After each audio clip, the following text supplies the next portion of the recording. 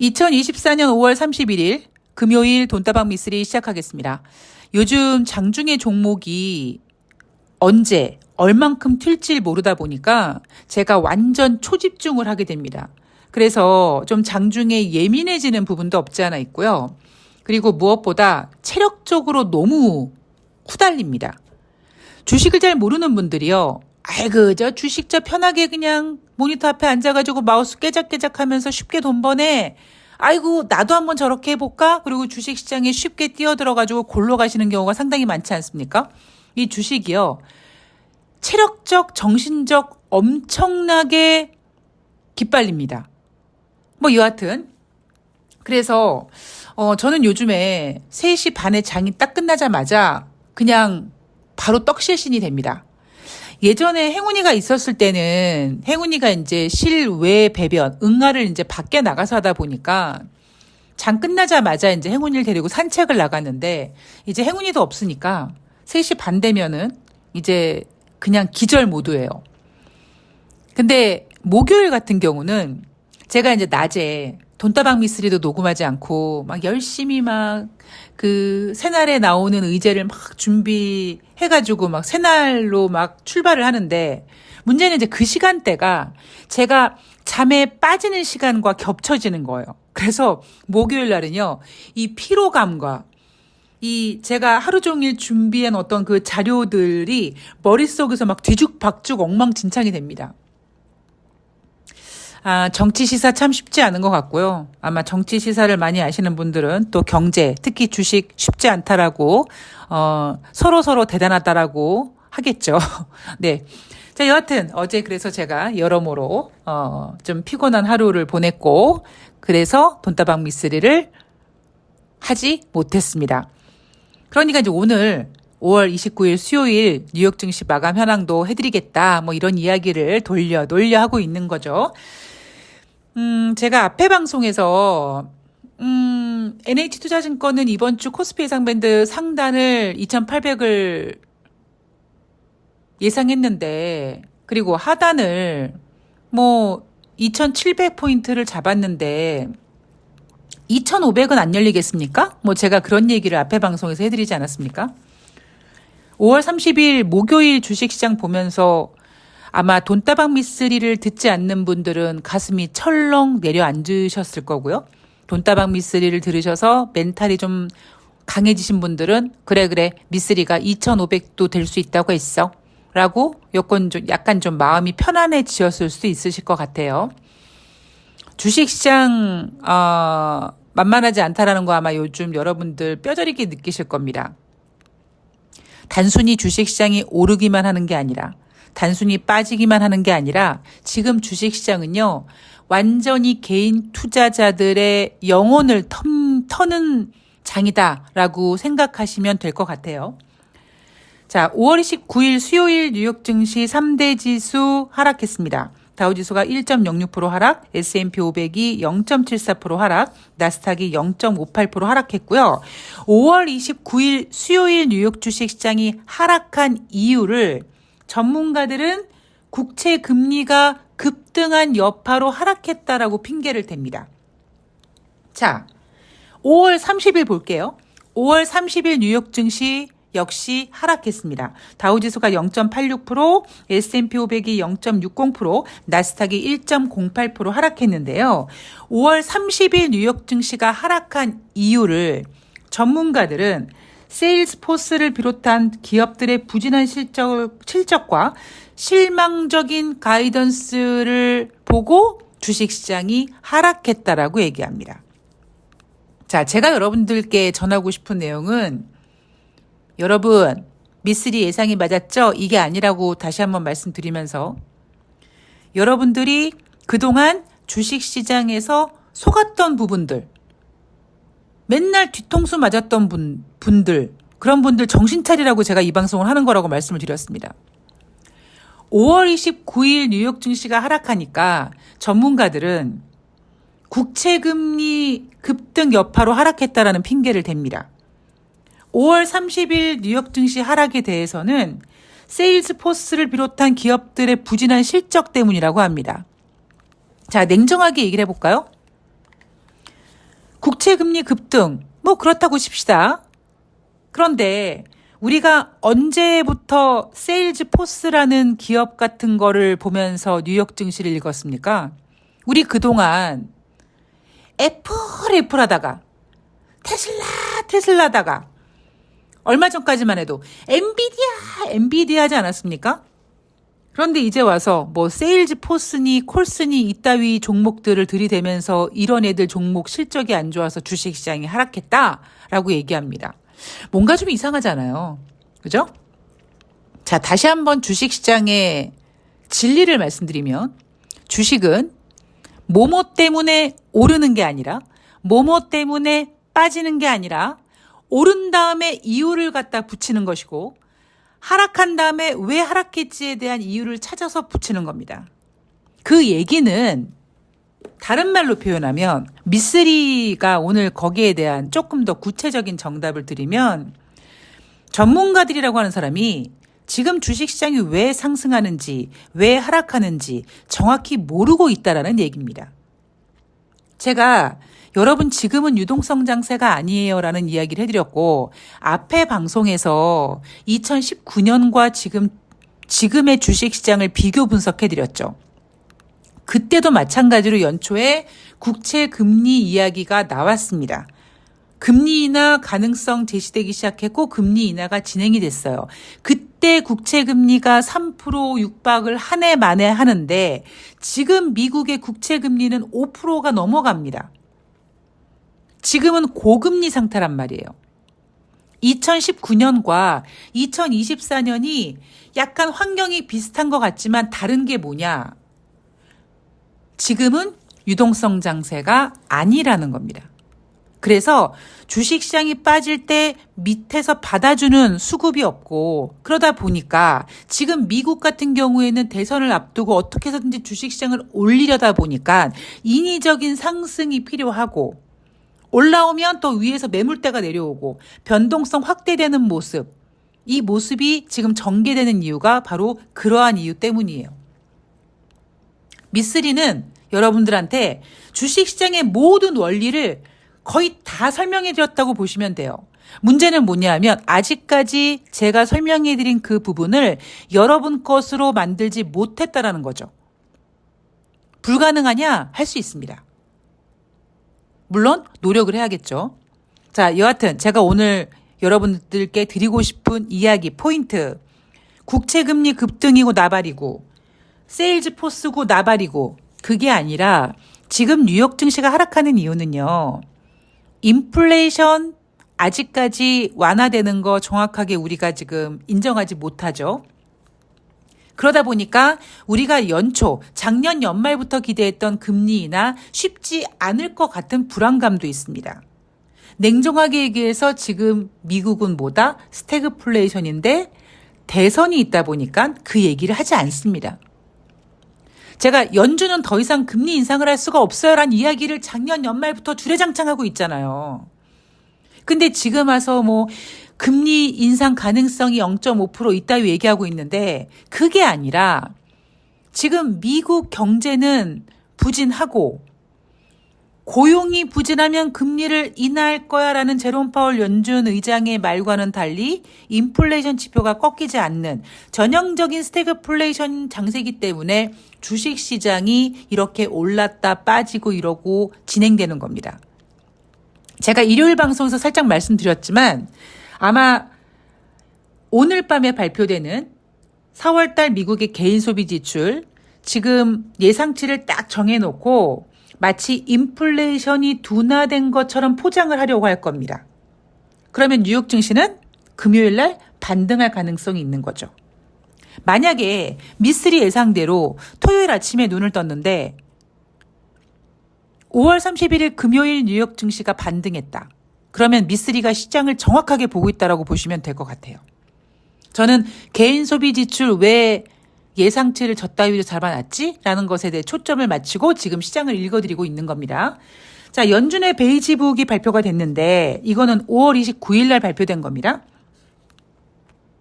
미국 경제가 전반적으로 확장세를 유지하고 있다고 평가했어요. 자, 그러다 보니까 기준금리 인하 기대가 감이 압박되었다라고 하는 거죠. 왜? 미국 경제 좀 괜찮은 것 같아. 미국 경제 괜찮은데 왜 금리 인하를 내? 뭐 이렇게 해석이 된 겁니다. 그런데 비관적인 경기 전망도 다소 늘었다고 합니다. 미국 경제는 대부분의 지역에서 살짝 혹은 완만하게 확장했다고 합니다. 이거 완전 개소리죠. 미쓰리 머릿속에 있는 미국의 경제 지표는 길게는 19개월, 짧게는 11개월 전부터 정점을 찍고 우하향 곡선을 그리고 있으며 인생이나 주식이나 한쪽 방향으로만 가는 게 없다 보니까 최근 주식시장의 상승으로 살짝 고개를 들었다가 1분기 인플레이션 지표 상승했고 GDP 경제성장률 둔화됐고 스태그플레이션 이슈 나왔고 금리 인상하기 어렵고 그러니까 어떻게든지 인플레이션 잡으려고 하는 것처럼 표현하고 경제 지표는 둔화되고 있고 이겁니다. 되게 지금 시황이 심플해요. 전문가들은 나 요즘 시황이 어떻게 될지 모르겠어 라고 어려워하실지 모르겠는데 저는 요즘처럼 이렇게 시황이 또렷한 적이 없는 것 같아요. 다우지수를 구성하는 30개 종목 중 27개가 하락했다. 제가 전 방송에서 이런 얘기 드렸죠. 그 전에 즉 5월 28일 화요일 뉴욕 증시에서 뭐라고 표현했냐면 S&P 500 지수 내 기업 중에 350개 이상이 주가 하락했다. 제가 이렇게 이 이야기를 해드리면서 지금 뉴욕 증시도 저질이다. 제 친구 표현에 따르면 제 친구는 저질이라고 하지 않고 저질이라고 하는데 저질이라고 말씀드렸습니다. 전일에는 S&P 500 지수 내 기업 중 350개가 하락했습니다. 5월 29일은요. 다우지수 30개 종목 중에 27개만 하락했습니다. 그러니까 몰림 현상이 나타나는 몇 개 종목을 제외하고는 지금 다들 힘이 빠지고 있는 거예요. 이게 전형적으로 저질 시장에서 나타나는 모습입니다. 국채 이야기가 나와서 좀 얘기를 해보자면 이날 5월 29일 날 미국의 국채금리 급등 여파로 뉴욕 증시가 일제히 하락했다. 자, 국채금리가 어떻게 됐는데 7년물 금리 4.650으로 결정됐고 입찰률이 무엇보다 부진했고 소화되지 않은 물량을 딜러가 가져가는 비율이 15.6에서 17%로 늘어났다. 이게 보여주는 의미가 뭐냐? 미국에서 발행하는 달러, 국채 모두 안전자산이죠. 그러면 설마 미국이 망하겠어? 그러다 보니까 어떤 지정학적 리스크가 생길 때마다 달러가 안전자산으로 상승하게 되고 미국이 국채를 발행할 때마다 국채를 사들이는 수요가 많아진다는 겁니다. 그런데 최근에는 미국의 국채 수요가 입찰률이 좀 떨어진다. 그게 의미하는 게 뭐겠습니까? 미국 경제 안 좋은데 인플레이션 잘 안 잡히네. 스태그플레이션이네. 물론 그렇다고 미국이 망한다 그러는 건 아니지만 심리적으로 미국이 지금 뭐 경제가 뭐 그렇게 좋다고 얘기할 수 있어? 약간 이런 심리가 작용이 되다 보니까 입찰률이 떨어지는 거죠. 자, 5월 30일 목요일 경제 지표로 넘어갈게요. 1분기 미국의 GDP, 국내 총생산, 전분기 대비 1.3% 상승했다고 합니다. 여러분 기억나십니까?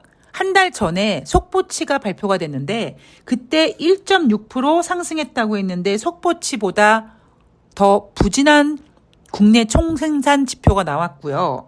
시장 예상은 1.2였는데 시장 예상보다는 조금 잘 나왔다라고 예쁘게 포장을 합니다. 다시 정리하면 여러분들 머릿속에는요. 2024년도 1월달, 2월달, 3월달 즉 1분기 인플레이션 지표는 모두 상승했습니다. 그런데 1분기 GDP 성장률은 예상보다 둔화됐다. 그래서 그 당시 스태그플레이션이라는 단어가 짜잔 나왔는데 그때 나온 수치가 GDP 속보치 1.6% 증가였어요.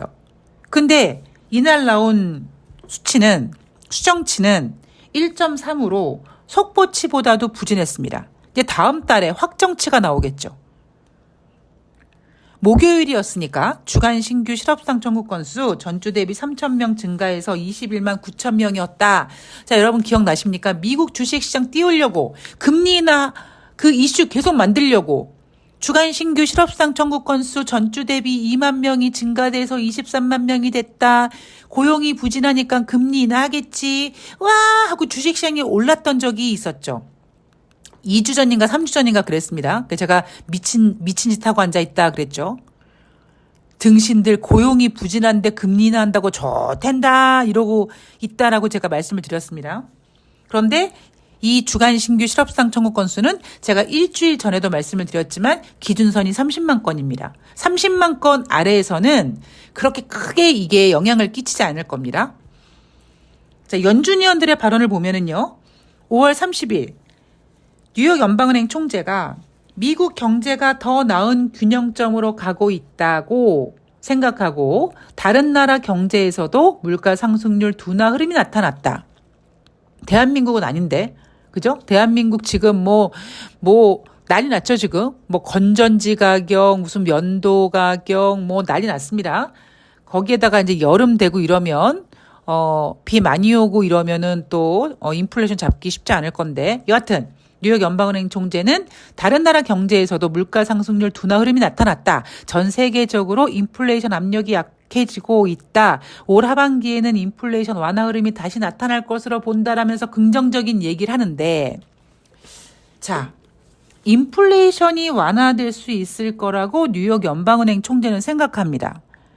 여기 안에 들어가 있는 가정은 뭐냐면 경제가 부진해진다라는 가정도 같이 있는 겁니다. 즉, 제가 여러분들한테 작년 하반기부터 이런 이야기를 해드린 적이 있어요. 여러분, 연준이요, 뭐 갈 길이 멀다, 뭐 할 일이 더 있다, 이런 얘기하면서 금리 인상 가능성을 열어놨는데 이제 더 이상 연준은 금리 인상 카드를 쓸 수가 없다. 그러면 인플레이션을 어떻게 잡느냐? 경기 둔화로 잡는다. 경기 위축, 경기 침체, 이걸로 인플레이션을 잡을 수가 있다라는 이야기를 해드렸습니다. 그러니까 뉴욕 연방은행 총재가 인플레이션 하반기에 잡힐 거야라는 얘기는 연초에 전문가들이 떠들어댔던 뭐 미국의 뭐 연착륙이 어쩌니 골디락스니 어쩌니 이따위 그런 개소리 말고 경기가 둔화되니까 경기 둔화 혹은 경기 침체로 자연스럽게 인플레이션이 둔화될 수밖에 없다라는 거죠. 여기서 만약에 경기 둔화보다 조금 더 센 경기 침체 이야기가 나오면 이제 연준이 금리 인하 카드를 쓰려고 할 거고요. 금리 인하 카드를 쓰기 위해서는 인플레이션 지표를 잡아야 되는데 인플레이션 지표는 이제 연준의 금리 인상 카드로는 안 되기 때문에 조금 더 강력한 경기 침체 타령을 하면서 인플레이션을 자동적으로 끌어내리고 그리고 이제 금리 인하 카드를 쓸 겁니다. 제가 앞에 방송에서 NH투자증권이 뭐 코스피 예상밴드 2,700에서 2,800 잡았다 이런 얘기하면서 2,500도 갈 수 있어요 라는 얘기 있잖아요. 근데 여러분 지금 어떻게 느껴지십니까? 미쓰리가 헛소리 한다고 생각하십니까? 5월 31일 오늘 금요일 주식시장 같은 경우는요. 지금 코스닥 같은 경우에는 마이너스로 전환됐고요. 코스피 같은 경우에도요. 지금 상승폭이 점점 줄어듭니다. 여기서 훅 한번 빠지면 2,600포인트가 아니라 2,500포인트까지 갈 수 있는 거예요. 물론 저는 그 가능성 열어놨고 단 미국 주식시장이 오늘 밤에 개인 소비 지출을 잘 포장해서 띄워서 일단 뉴욕 증시는 반등하려고 할 거라고 전 생각을 합니다. 그러다 보니까 6월달 주식시장 굉장히 피곤해질 것이다. 뭐 저는 개인적으로 종목 매매를 하다 보니까 조금 더 집중하면 되고 뭐 피로감이야 뭐 낮잠 자면 되는데 개인 투자자들은 상당히 피곤한 주식시장이 기대되고 있다, 기다리고 있다라고 보시면 될 것 같습니다. 자, 오늘 돈다방 미쓰리 제가 여러분들께 전해드리려고 했던 메시지가 잘 전달이 됐는지 모르겠습니다. 물론 여러분 쉽지 않아요. 제가 다시 한번 말씀드리지만 저는 제가 주식 고수한테 배운 모든 주식시장의 진리를 돈다방 미쓰리에서 다 풀었어요. 문제는 여러분들이 아직까지 여러분들 거로 만들지 못했습니다. 마치 이런 거죠. 수학 문제를 푸는데 수학 문제 답은 알고 있어요. 우리 옛날에 왜 학교 다닐 때 수능 시험 같은 거 볼 때 주관식 같은 거 왜 수학 문제는 대부분 막 답이 0, 1, 마이너스 1 막 이런 게 대부분 많잖아요. 근데 만약에 답이 1이라고 칩시다. 우리는 답안지를 보고 그 답이 1이라는 걸 알고 있어요. 이 문제의 답이 1이라는 건 알고 있는데 이제 그 푸는 과정을 우리가 알아가야겠죠. 그 푸는 과정을 여러분들 거로 만들어야겠죠. 그 과정을 이제 여러분들께서 차츰차츰 신압으로 약간 물드는 이렇게 확 뛰어드는 게 아니라 어느 순간 이렇게 미쓰리한테 중독돼서 돈다방 미쓰리를 듣는 것처럼 어느 순간에 미쓰리가 난 저런 얘기 할 줄 알았는데 미쓰리가 한 얘기 난 이미 알고 있었네. 난 미쓰리가 저런 얘기 할 줄 알았어. 미쓰리가 이 타이밍에 저렇게 생각할 줄 알았어. 이렇게 제 뇌를 압수수색하는 날이 되는 날까지 저와 이제 호흡을 맞추시면서 가시면 됩니다.